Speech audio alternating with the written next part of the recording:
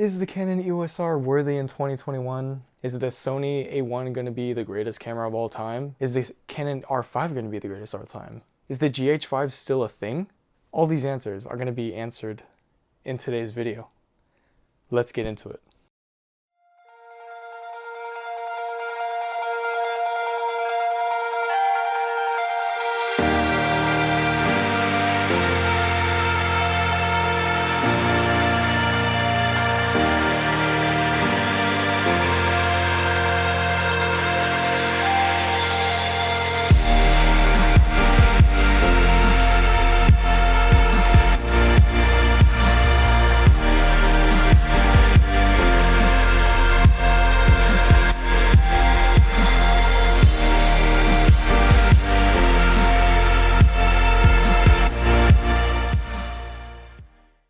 Now, what an intro sequence that was. Thank you, editor, for editing that. I haven't even seen it yet, and hopefully the shots that we got outdoors with my good friend Santran, which you've seen in other videos, link is right up here if you would like to see that, shameless plug. I'm hoping that the edit was great. Editor, was it great? You have to help me. He's crazy. All right. Sounds good. I trust him fully. Anyways, welcome everybody to my channel. My name is Curtis Peak and I'm a photographer and a filmmaker at trade.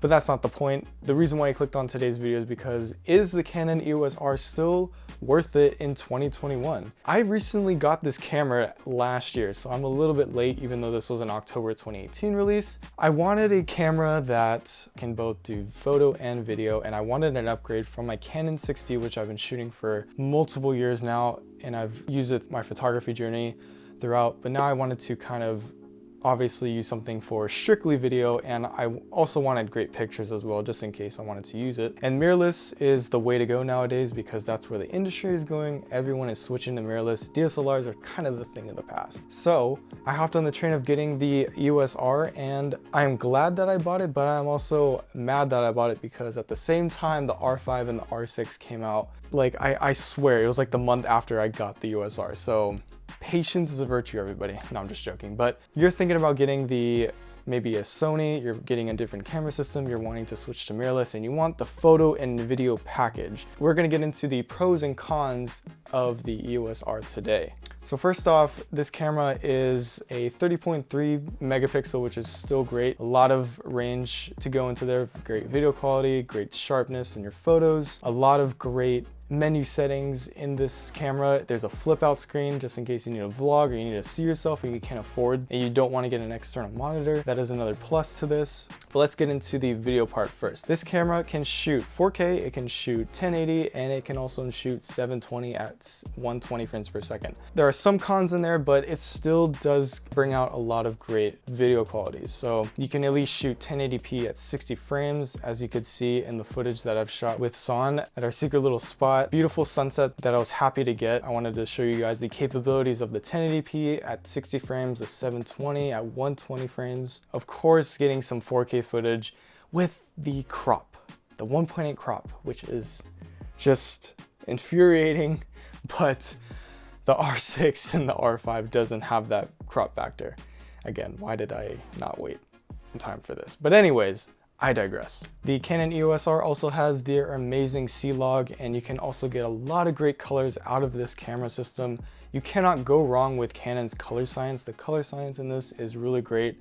The only downfall I would say about the C-Log is the shadows, especially when you are color grading it. You can kind of see a fall off. You can see in a little bit of the footage that's graded. Besides the point, if you're not trying to go for that cinematic, amazing look, and you just want something amazing for your videos, or you even want this for a second camera system, this will still come in handy. You can still get a lot of great B-roll out of this. You can get a lot of great photos out of this. This is still a great starter kit for photo and video purposes. In the footage, you can also see the 1080p at 60 frames per second. As you can see, Mr. Santran looking amazing in these shots. I was also using a 50mm prime lens at 1.8. And if you don't mind shooting just in full HD all-eye, which is 1080p resolution, it still looks great. I'm shooting in 1080p right now. You can be the judge of it if it looks great or not. And you do have to keep in mind that YouTube is compressing the image, so whatever you're seeing right now is probably not true for what I see when I'm in the edit bay. And we also have to touch on the point of the autofocus. The autofocus systeming on Canon's mirrorless lines is just spot on, I will say. I haven't had any issues besides a little bit of hiccups when filming myself even in here sometimes. Sometimes the autofocus system doesn't focus all the time, but it still gets you on point no matter what, as long as you're paying attention to the LCD screen, the flip LCD screen on the side. I will say the eye tracking system, which I will show you in just a bit, is pretty spot on as well, especially when you're trying to take self-portraits and you don't have anybody behind the camera to help you shoot, especially in these pandemic times. That will definitely come in handy, and you can definitely take self-portraits of yourself as long as you have a remote control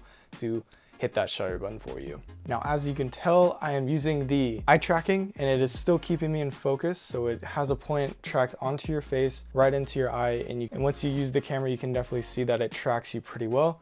I'm actually going to move back. I think it still works, right? I just hit my computer. And I'm still in focus, which is pretty amazing. So definitely another great piece of technology that is in the Canon EOS R. Thankfully to the technology of having a mirrorless camera, there are way more autofocus points that you can add besides it having a DSLR. So I will say the autofocusing system, especially if you're thinking about vlogging and starting YouTube, this is still a great camera that you could utilize if you're just balling on a budget and needing a camera that can just do somewhat 4K.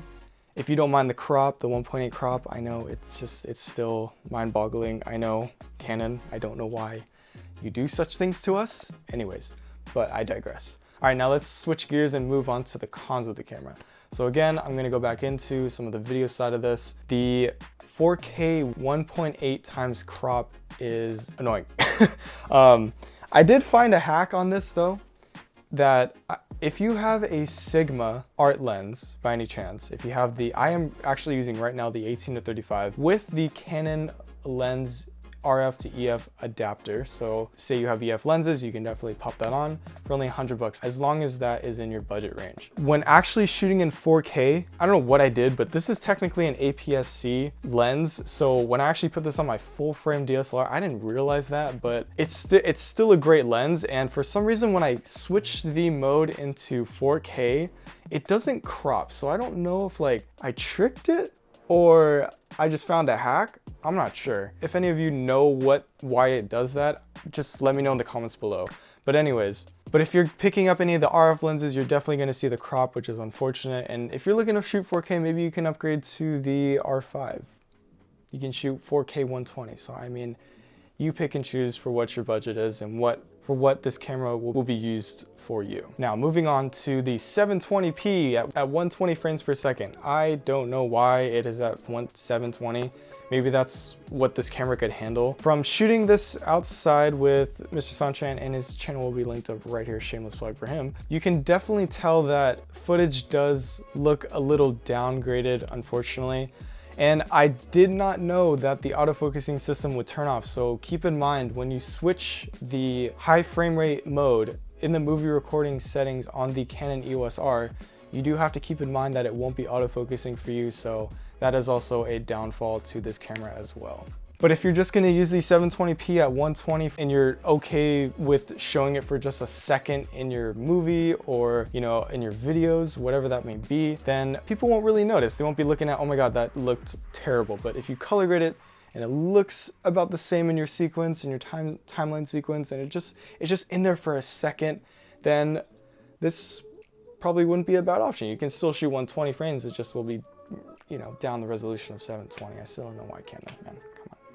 Another downfall of this camera is that the sidebar, I don't know what the heck they were thinking. The sidebar, I don't even use it. I should watch a video on what I can use it for, but I don't want to because I wanted that joystick. The joystick is amazing. So the last downfall of this is that in 2020, there are a bunch of new cameras and old cameras that are on the market. You can get the Panasonic GH5. I'm gonna show a little bit of footage right now from Mr. San's Panasonic GH5 that he brought on the hike with me as well while we were up there. Beautiful sunset, by the way. Let me know if you guys in the comments below as well if you'd like to see the Canon EOS R cinematic abilities. Can it be pushed to the limit of a cinematic quality film?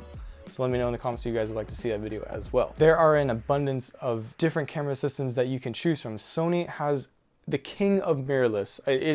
They are still the king of mirrorless. I use Sony's for my workplace as well. They are great cameras, you can't go wrong. This is the equivalent of the A7 III, but without the 1.8 times crop factor on the 4K. But I just chose the EOS R because of the color science and just because I have a bunch of EF lenses, so I might as well keep on the Canon train, and we're still chugging through with the overheating AK and a lot of not perfect. I don't know why we're not sticking to the perfect camera. Why? The struggles of being in this industry. You want cameras that just do the things for you and all the like just packed into one. It's like, no, there's always that one flaw.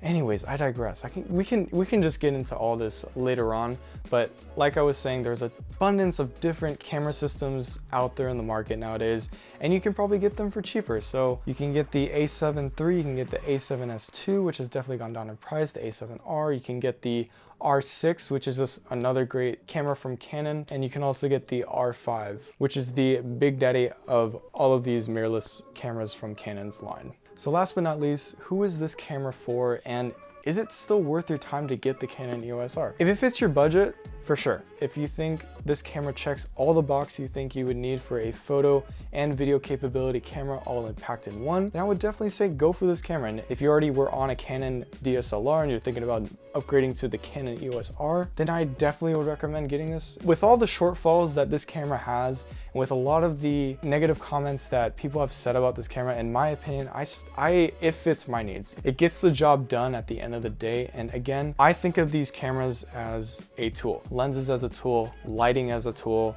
audio as a tool. So again, think about the camera systems as, what do you need this for? You have a toolkit, you have your hammer, you have your screwdrivers, you have your drills, you have your nuts and bolts, everything to create something, right? That's how I think about camera systems and just using creativity as a whole. Will this satisfy my needs, and is this something that will get the job done? If I'm going to be shooting photo, there'll be video as well. Will it be helpful for my student films? Again, you cannot go wrong with this camera. It is still, in my opinion, other YouTubers let me know if I'm wrong, but it's still worthy in 2021. I still think that this camera still has potential. 2022, we'll see, but this year is starting to look like a great year for cameras. So again, keep looking around on the market. Let me know in the comments below what you guys think. If I convinced you or I didn't get you back onto the Canon train, because I know sometimes they've had hiccups in the past and they haven't had the perfect camera yet. The R5 is still amazing. I mean, that camera is a beast in itself, but would I be using that for video? Would I be using that for photo? This is all up to you. So let me know in the comments below if you guys are going to be switching to the EOS R or you're thinking about getting a different camera system. Let me know down below. I would love to know. I love talking about cameras, so I'd love to hear from you guys. Thank you guys so much for watching and supporting this channel. We're on the road to 100. If you could hit that subscribe button, that would greatly help out the channel. And if you like this video, hit that like button. If you didn't, dislike it. That's totally okay too. I will see you guys in the next video. Peace.